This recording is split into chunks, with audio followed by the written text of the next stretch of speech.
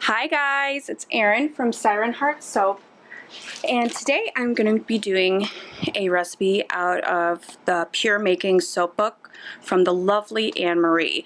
I'm going to be doing the 100% Castile brine. I, as a dry skin person, absolutely love a Castile soap. I use them sometimes even to wash my face. They're just very gentle, very nourishing, and just fabulous. But that Castile recipe I am going to tweak a little bit. I do one Castile soap that's fragrance free and doesn't have any colorants at all. This one I'm gonna color it a little bit with the purple Brazilian clay that I got from Brambleberry, and then I'm fragrancing it with, instead of, you know, their recommended, I'm doing a lavender one, their lavender 4042 essential oil. So I'm gonna go ahead and blend up some of the clay that I have in here with the pure olive oil. Oh yeah, that definitely looks like that'll be good enough. I did 3 teaspoons of the Brazilian clay. They recommend 1 to 2 teaspoons per pound of oils. This is just a hair over 2 pounds of oils. I'm adding in my lye water. That looks good.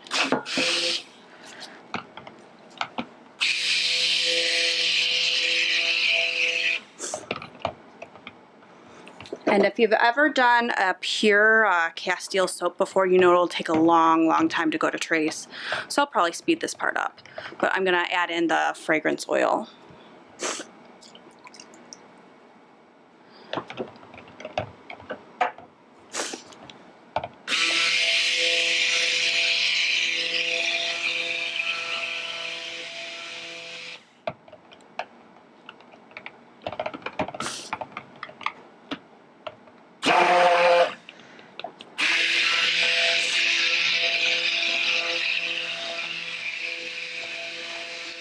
Now this does look like a pretty brown color, but if you've ever done an olive oil soap, even though my olive oil is a dark one, I use an all organic olive oil from Costco, it turns into pretty much a white bar on its own. I'll at the end of the video, I'll see if I can show you some of my other Castile that's uncolored totally, so you can see what it looks like.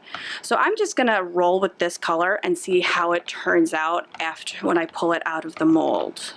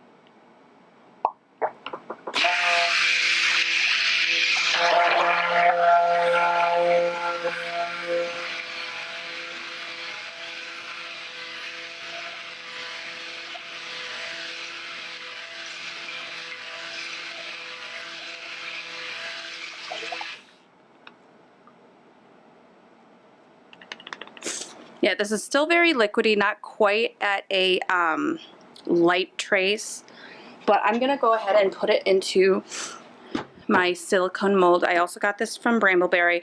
I'll link this and the pure soap making book down below in case you're interested in to read more of the book or where I got this mold from.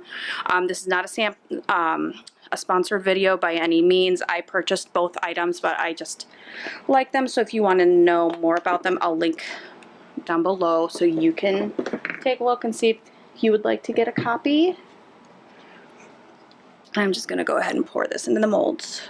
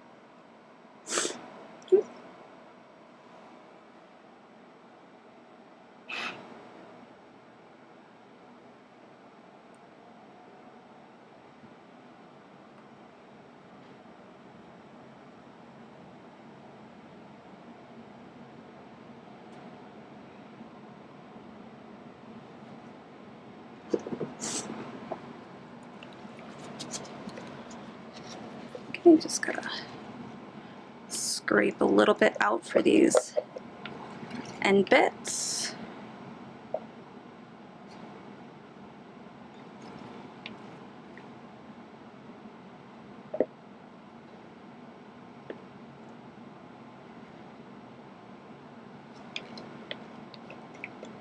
And Castile soaps really tend to test my patience because I have a hard time letting things sit in the mold for as long as they need to.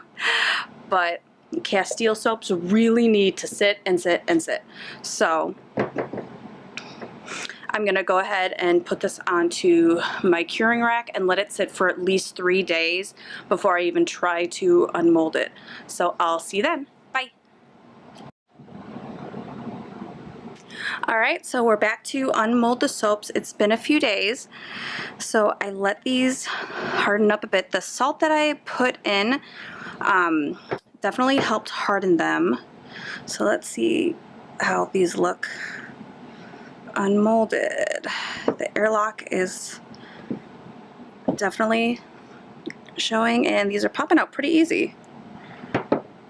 There we go.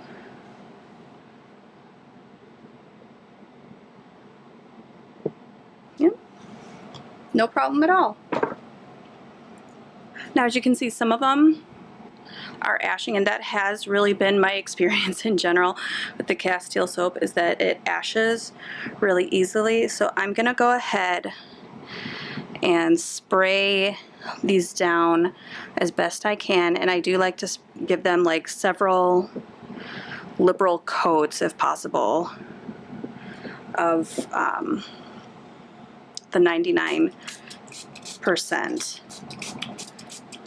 rubbing alcohol. Okay, so these have sat for a little bit, so I'm going to just turn these over really quick and just stamp them.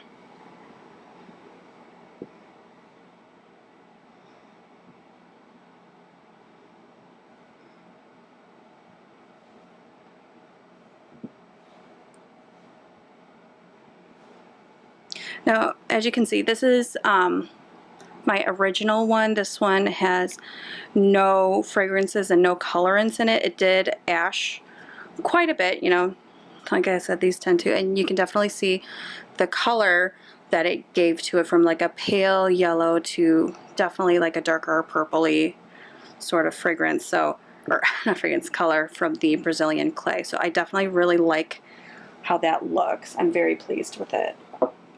Now I've got these French Marseille stamps.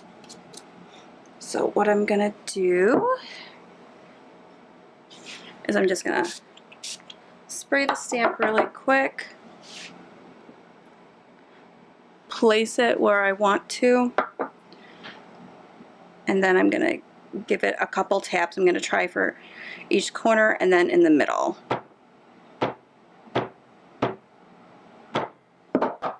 Okay. And that's it. Beautiful stamped soaps.